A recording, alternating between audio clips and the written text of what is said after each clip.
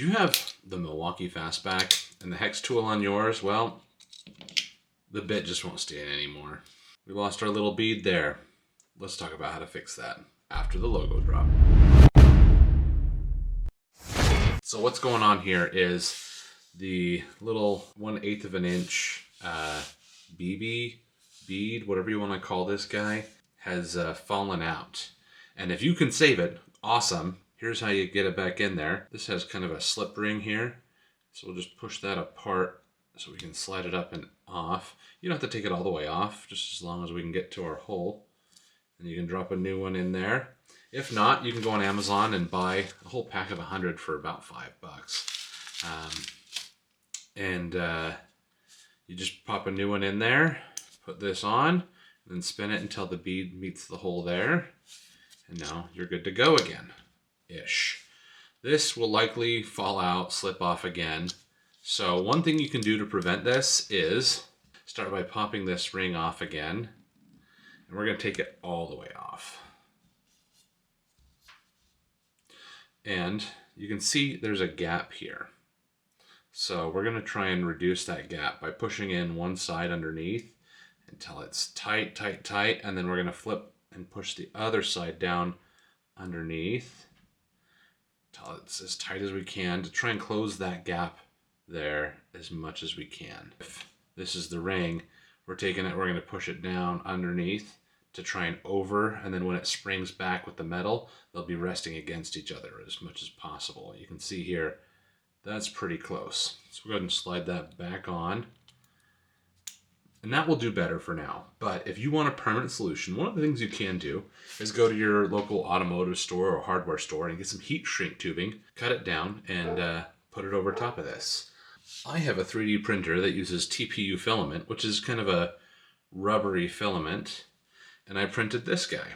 And all I got to do is push it on here like that. You can see it's actually pretty loose if you look. Slides on and off pretty easily. You'll probably lose that over time.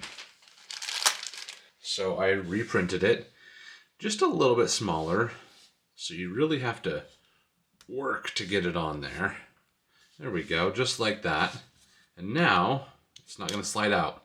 You could also use something as simple as some electrical tape as well. And there we go, all set, ready to run. And it is just small enough that it shouldn't interfere with any of the swing action of the tool.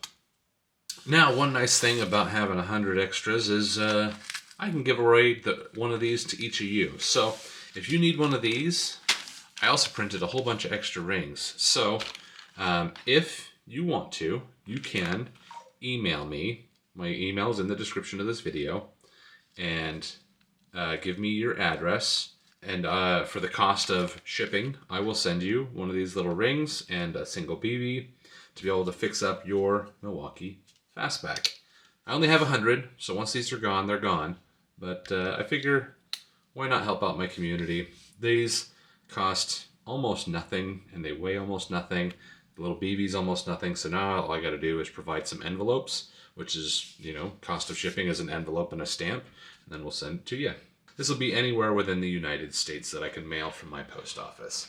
Also, do not put your address in the comments of this video. That comment will be deleted as quickly as I can. Do not dox yourself. I'll have the 3D printer file. If you have a 3D printer of your own, you can print this little ring yourself. I'll have a link to my print file on Maker World, so you can just print this guy out. It's literally just a cylinder, but I have it to the right size to where it's tight up against this guy. It's going to have some resistance. Just know that over time, if it gets hot, it will loosen up.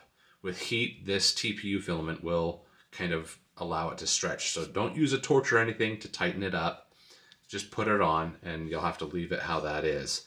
If you want to try and heat shrink it, go get some heat shrink.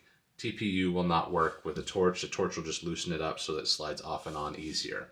But that is how you fix your Milwaukee Fastback. If you want to get a Milwaukee Fastback for yourself, I'll leave a link to this guy in the description of this video. I'm an Amazon affiliate, so using that link does help support this channel with no additional cost to you. And again, if you have any questions, comments, concerns, leave those in the comments. I'll see you guys in the next video.